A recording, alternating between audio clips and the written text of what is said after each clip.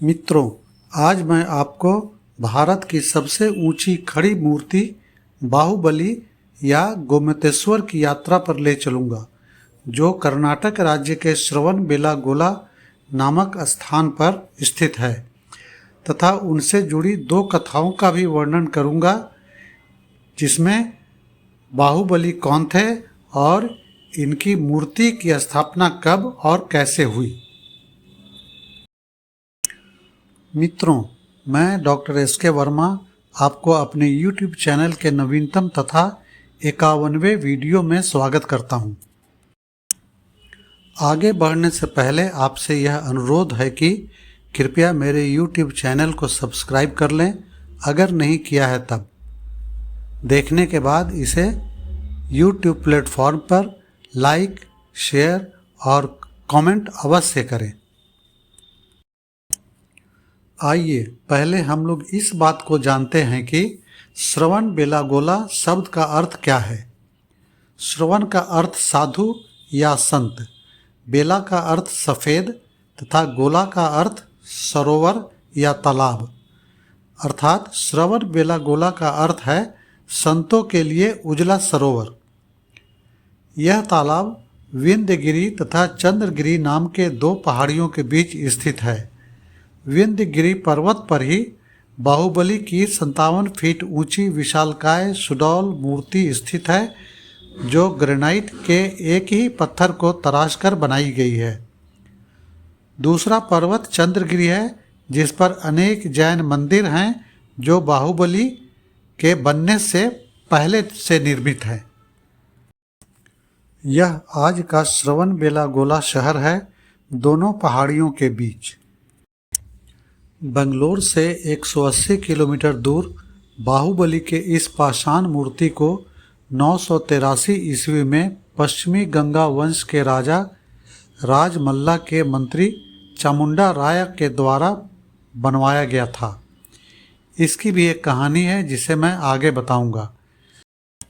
जैन धर्म में दो संप्रदाय होते हैं, एक दिगंबर जो कोई वस्त्र धारण नहीं करते, दूसरे श्वेतांबर जो श्वेत वस्त्र धारण करते हैं। बाहुबली की मूर्ति दिगंबर रूप में है। भारत में बाहुबली की 6 और मूर्तियां हैं, 4 कर्नाटक में, 1 महाराष्ट्र में तथा 1 तमिलनाडु में। आपके मन में यह जिज्ञासा उत्पन्न हो रही होगी कि बाहुबली कौन थे। आइए जानते हैं।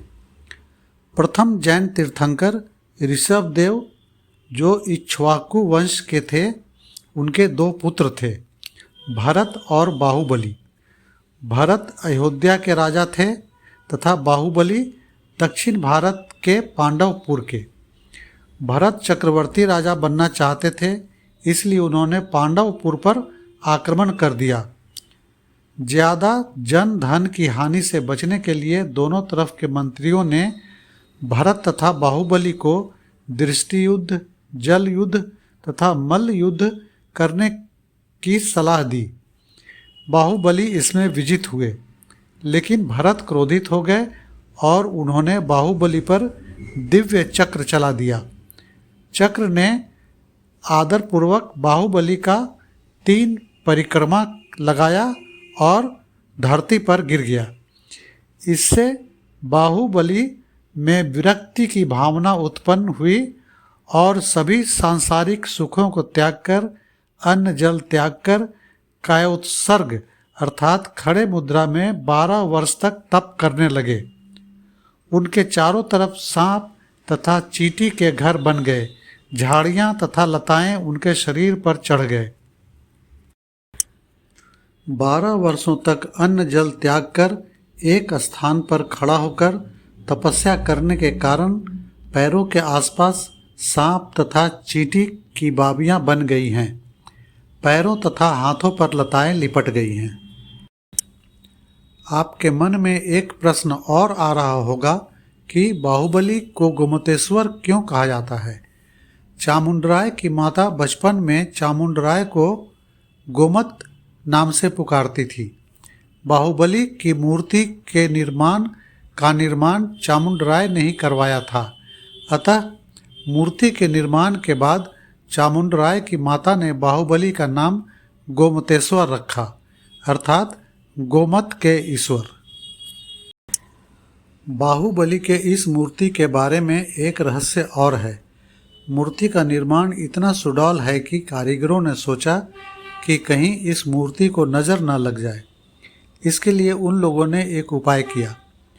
उनके बाएं हाथ की तर्जनी अर्थात इंडेक्स फिंगर दाएं हाथ की तर्जनी से 1 इंच छोटी बनाई।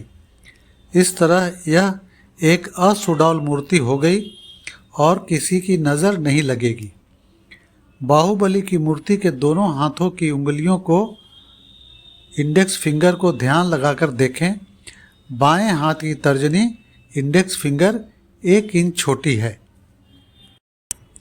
यह जैन तथा हिंदुओं का एक पवित्र तीर्थ स्थल है। यह मूर्ति कुशलता, समर्पण, पुरातत्व तथा अभियांत्रिकी का एक अद्भुत नमूना है। इस मूर्ति का निर्माण साधारण छेनी और हथौड़ी के द्वारा किया गया था। प्रत्येक 12वें वर्ष में बाहुबली अर्थात गोमतेश्वर का महामस्ताभिषेक दूध, केसर, दही, घी, ईख का रस, चंदन, हल्दी एवं सिंदूर से किया जाता है।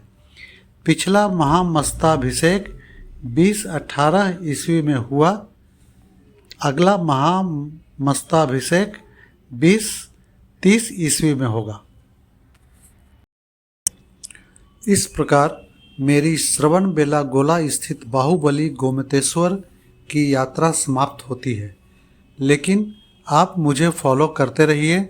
अगले वीडियो में मैं आपको बेंगलुरु शहर के सबसे पुराने किले में ले चलूँगा, जिसे राजा केम्पेगौड़ा ने 500 वर्ष पूर्व 1537 ईस्वी में बेंगलुरु शहर की स्थापना के साथ बनाया था।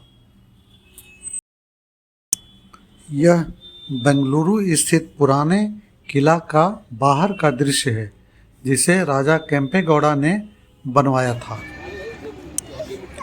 हमेशा की तरह योग और व्यायाम करते रहें, स्वस्थ रहें, खुश रहें और मुस्कुराते रहें। मेरे वीडियो को पूरा देखें, लाइक, शेयर और कमेंट YouTube प्लेटफॉर्म पर करें। बहुत बहुत धन्यवाद।